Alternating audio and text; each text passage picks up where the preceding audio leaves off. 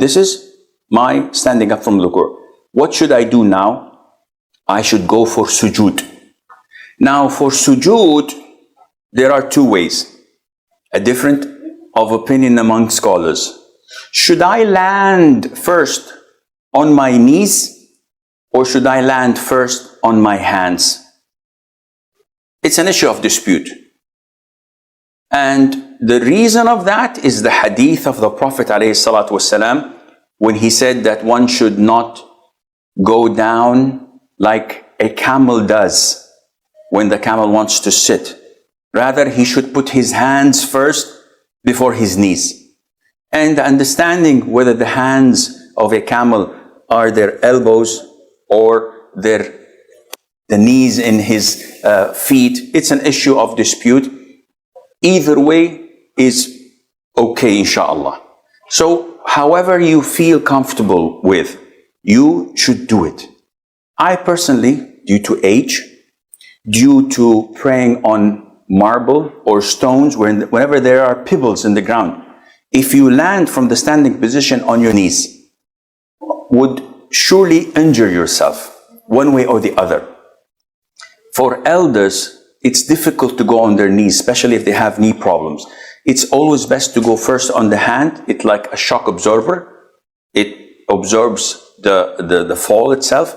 It eases the pressure on and the weight on the knees. So how to do this? This is what we'll, inshallah, show you now. So, in order to do sujood, you will find that I'll take my glasses. Now I can't see you, but alhamdulillah, you can see me. Why do you take your glasses off, Sheikh? Because it will hinder putting the sujood spots properly. What do you mean by sujood? Prostration. As the Prophet said, ﷺ, I was ordered to prostrate on 7 limbs. He said, the face, and he pointed to his nose, meaning the forehead and the nose. These are related. This is one organ. The hands, the knees, and the feet. These are 7. So, I want to go to sujood. Do I raise my hands? No. I just say Allahu Akbar while falling to sujood. And this is what I do. Allahu Akbar. This is the way of performing sujood. What are the things I should paying attention to? Before I do the prostration, I'm still in the standing position. You have to know that, first of all, my hands should be pointing to the Qibla. So my hands are not this way and are not this way, rather they are pointing to the Qibla. Now, where should I place my hands? I have the option either to place my hands next to my shoulders or a little bit close to my ears. My knees are not so close together, they are apart. My feet, they are close to each other, erect, with some toes, not all of them, because it's impossible to have all your toes pointing to the Qibla. But the toes that are bendable can point to the Qibla. My arms are wide and spread, so my biceps are not close to my sides. So I have to spread as I'm spreading my wings. And my stomach is not touching my thighs. Some people just go very down. And I'll show you quickly, hopefully to the best of my knowledge and ability. So my forehead, my nose must touch the ground. And these 7 limbs must touch the ground throughout the sujood. Because part of the famous mistakes is having your feet dangling. Or some of the brothers having the left hand on the ground and the other hand while prostrating, playing with his beard or looking at something in his pocket. So he's prostrating on 6 limbs, and this renders his sujood void if he does this without any legitimate reason. So I was standing up. Now I'm falling into the sujood position, and I'm saying Allahu Akbar in between. So let's look at how I make the sujood. This is one of the ways of doing it. So my hands and fingers should be pointing towards the Qibla. My face, my forehead, and my nose are touching the ground. I should have my arms apart and away from my body, and at the same time, my stomach is not touching my thighs. Some brothers do this, and this is wrong. And this is too much spread. So the appropriate way is either having my hands next to my ears or to my shoulders. I can have this one here, and I can have this one here. Look at my feet. They are touched together, not far away. They are touched together with my toes bent towards the Qibla as much as possible.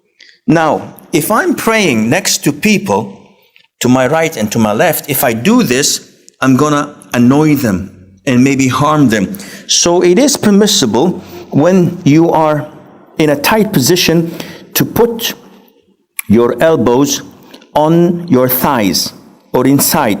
What is haram and prohibited is to do this. This is prohibited, which I have my forearms on the ground like a dog. And the Prophet said that this is totally prohibited. What should I say when I'm prostrating? Subhana Rabbi al-A'la. Subhana Rabbi al-A'la wa bihamdih. Subbuhun qaddusun Rabbul malaikati wal ruh. So many du'as. The minimum requirement, Subhana Rabbi al-A'la. Can I make dua? Go ahead, make dua. As much as I want, as much as you want. Oh Allah, pay my debts. Oh Allah, guide my children. Oh Allah, guide my wife. Oh Allah, get me a second wife. Oh Allah, grant me health. Whatever. In Arabic.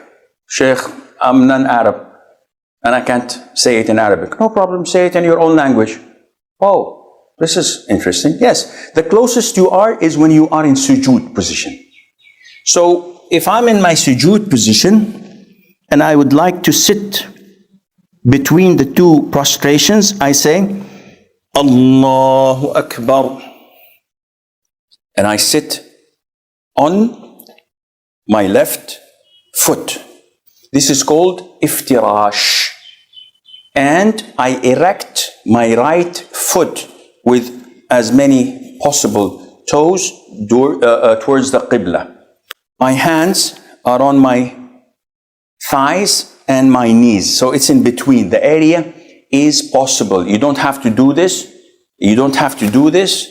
It's here. Sit normally. Don't be so technical. Sometimes people are so technical, they forget the prayer, they forget what they recited and just think, oh, am I doing this right? Am I doing this wrong? Be natural. Follow the Sunnah, acknowledge that this is a Sunnah, the way of the Prophet, and do it naturally. And when I sit like this, I say, Rabbi ghfirli. Minimum is once. I can say 10 times, 10, 20 times. I can say 2, 3, 4, whatever. Rabbi ghfirli, Rabbi ghfirli. Issue of dispute, is saying Rabbi ghfirli mandatory or Sunnah? Some scholars say it's Sunnah. I am inclined to say that it is mandatory because the Prophet ﷺ always used to say it. Any other dua? Yes, there is a longer dua. Rabbi ghfirli warhamni wa'afini wajburni wahdini warfa'ni. All of this is possible. This is the prostration or the sitting between the two prostrations. It's called iftirash.